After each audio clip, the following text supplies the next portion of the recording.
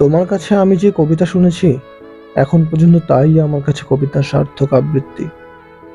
যদিও তুমি কোনো ভালো আবৃত্তিকার নও, মঞ্চেও তোমাকে কেউ কখনো দেখেনি, তোমার কণ্ঠস্বরও এমন কিছু অসাধারণ নয়, বরং তুমি অনেক সাধারণ শব্দই হয়তো এখনো ভুল উচ্চারণ করো। যেমন না থাক, সেই সব তালিকা এখানে নিষ্প্রয়োজন। অনেক কথাতেই আঞ্চলিকতা টান থাকা সত্ত্বেও অস্বাভাবিক নয়, কিন্তু তাতে কিছু আসা যায় না। তোমার এসব ত্রুটি থাকা সত্ত্বেও তোমার কাছে আমি কবিতার উৎকৃষ্ট আবৃত্তি শুনেছি।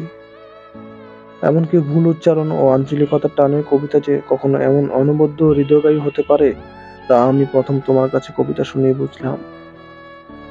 কবিতা যে কতটা আবৃত্তির যোগ্য শিল্প, আর কতখানি মন আকুল করা ভাষা, তাও আমি প্রথম প্রত্যক্ষ করলাম। যেদিন তুমি আমার কানের কাছে মুখ এনে একটি কবিতা শোনালে, সেদিন থেকে বুঝলাম কবিতার সার্থক আবৃত্তি আসলে বুকের ভেতর। কেবল তুমি সেই আবৃত্তি করতে পারো। কোনো কবিতার এর চেয়ে ভালো আবৃত্তি আর কিছুই হতে পারে না।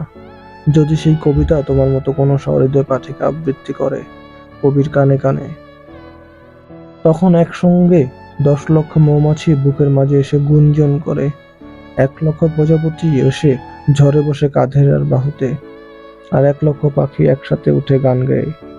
এর চেয়ে ভালো কবিতা আবৃত্তি আমি আর কোথাও শুনিনি।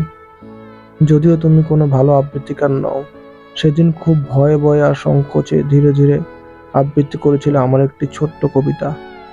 তার সবটুকু শেষ করেছিলে কিনা তাও আজ ঠিক মনে নেই, কিন্তু এটুকু মনে আছে, এর চেয়ে ভালো আবৃত্তি আর কিছু হতে পারে না। তোমার সেই সলজ্জ গোপন আবৃত্তির মধ্যেই সম্পূর্ণ ও সফল হয়েছিল কবিতাটি। কবিতা বাঁচে ভালোবাসায়, কেবল ভালোবাসায়।